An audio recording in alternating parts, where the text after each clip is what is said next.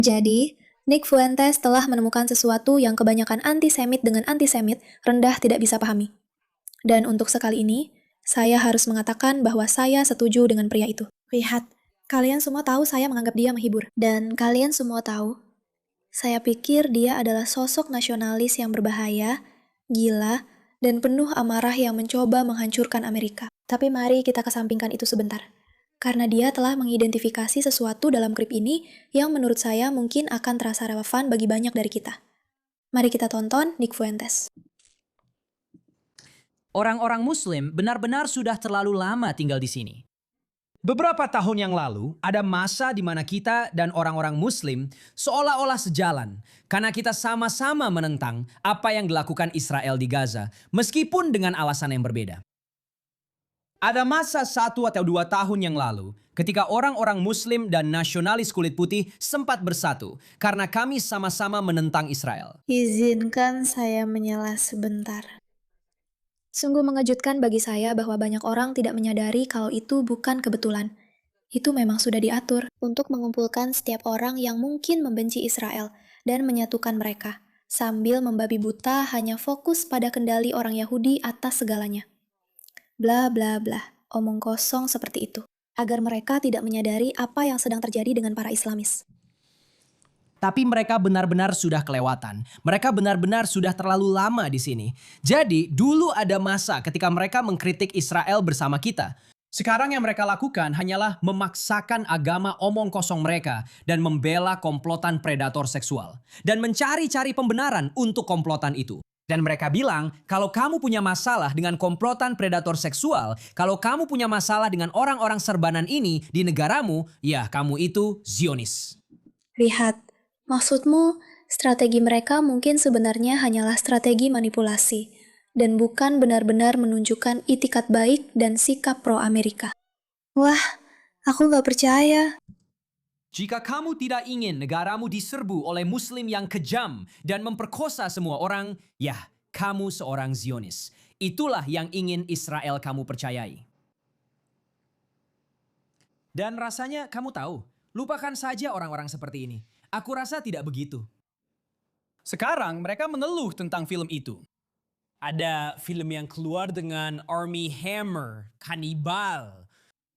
Ada demo yang keluar di mana Armie Hammer, Call Me By Your Name, Kanibal, W di chat. Armie Hammer berkeliling membunuh semua Muslim ini karena memperkosa anak-anak. Dan para Muslim berkata, ini adalah propaganda Yahudi. Aku bilang, hati-hati. Hati-hati dengan apa yang kamu katakan. Karena kalau itu propaganda Yahudi, maka itu kino. Jadi, hati-hatilah.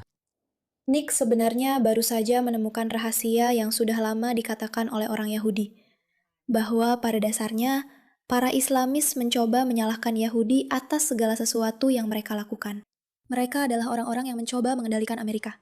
Mereka adalah orang-orang yang mencoba mengendalikan universitas. Mereka adalah orang-orang yang mengalirkan miliaran untuk mendorong agenda mereka sendiri untuk mengambil alih dan mengendalikan. Dan mereka hanya menjadikan Israel, orang Yahudi, sebagai kambing hitam yang mudah. Dan Nick menyadarinya tanpa benar-benar menyadarinya, karena dia seperti, tunggu sebentar, kamu sudah melewati batas di sini.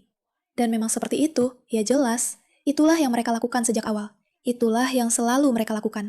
Kalian semua telah dibutakan oleh kebencian bodoh kalian, dan operasi propaganda mereka yang berhasil terhadap kalian, sehingga kalian tidak pernah menghubungkan titik-titiknya. Tapi kami di sini sudah bilang, para Islamis membuat kalian fokus pada orang Yahudi sebagai musuh, sehingga kalian sebenarnya tidak melihat apa yang terjadi di kota asal kalian. Tapi sekarang, syukurlah, para idiot ini sudah melewati batas.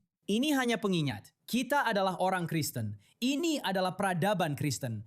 Ini adalah peradaban Barat. Saya bahkan akan mentolerir sebagian pemujaan terhadap dewa-dewa Eropa. Bukan dalam arti keagamaan yang serius, tapi ketika Spengler berbicara tentang peradaban Apolonian, dan kita membicarakan sebagian akar kita dalam filsafat Yunani dan mitologi Yunani, mitologi Romawi. Oke, dari sudut pandang sastra, saya akan mentolerir itu dan dunia Kristen. Tapi soal Islam ini harus dihentikan. Dan kamu tahu siapa yang paling mempromosikannya? Tucker Carlson.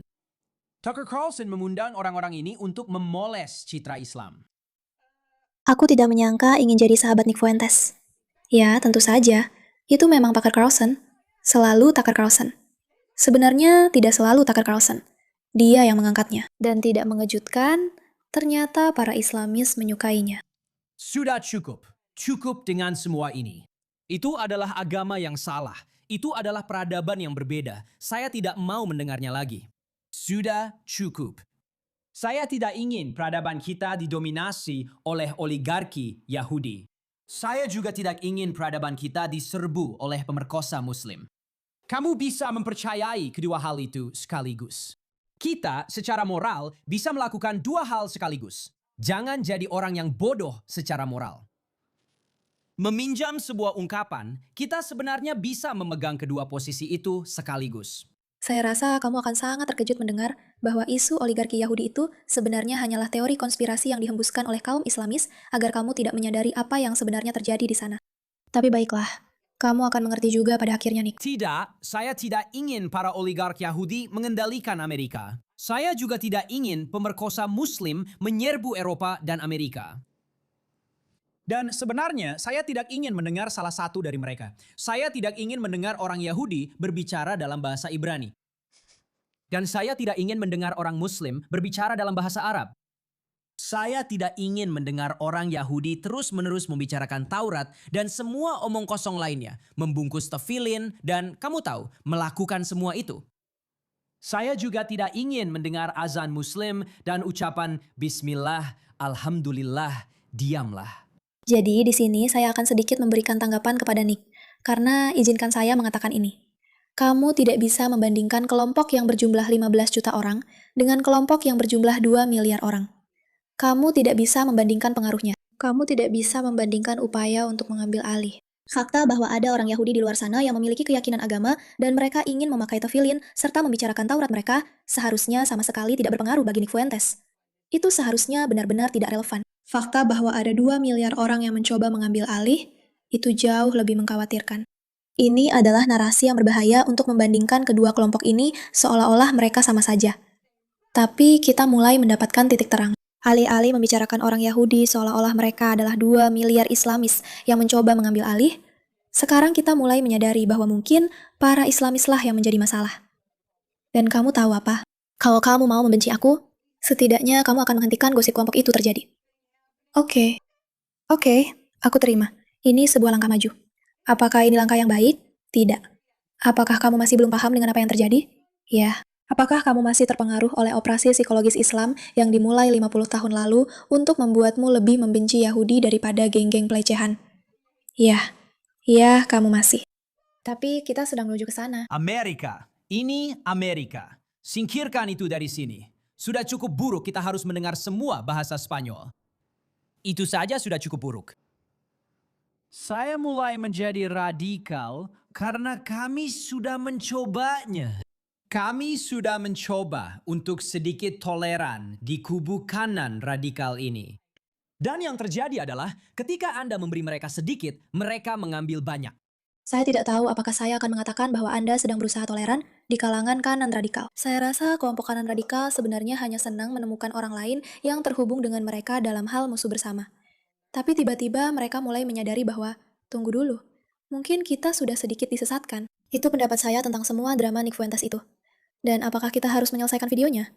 Saya benar-benar malas menontonnya. Oke, kita selesaikan saja. Semuanya. Entah itu orang Yahudi, kamu lihat apa yang terjadi dengan Yahudi. Kamu beri Yahudi sedikit, mereka ambil banyak. Kamu bilang, mungkin kita tidak perlu menghancurkan Israel. Mereka bilang kita harus menghancurkan Iran. Kamu beri Muslim sedikit, kamu bilang kita tidak seharusnya menghancurkan Gaza. Mereka bilang Islam akan menguasai dunia. Tidak ada Hindu, tidak ada Muslim, tidak ada Sikh, tidak ada Yahudi, tidak ada satupun. Tidak ada orang Afrika, hentikan semuanya. Jadi sekali lagi, disinilah saya tidak setuju. Sebenarnya saya tidak menentang imigran selama mereka legal dan mau berasimilasi. Tidak masalah. Kebanyakan orang Yahudi yang saya kenal di Amerika lebih Amerika daripada Yahudi. Itu sudah menjadi hal yang biasa. Sekarang, soal kiri versus kanan. Itu pembicaraan yang berbeda untuk lain waktu. Jangan bandingkan para Islamis yang mencoba mengambil alih dan mendominasi dengan orang Amerika. Orang Yahudi Amerika yang datang untuk mencoba membangun sesuatu. Sangat berbeda.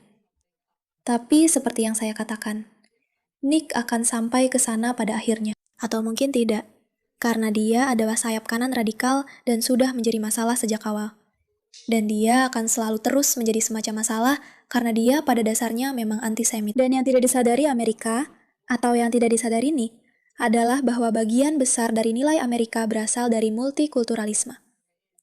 Saya sendiri bukan pendukung multikulturalisme. Kalian semua sudah tahu itu. Tapi Amerika dibangun oleh orang-orang yang datang dan membangunnya.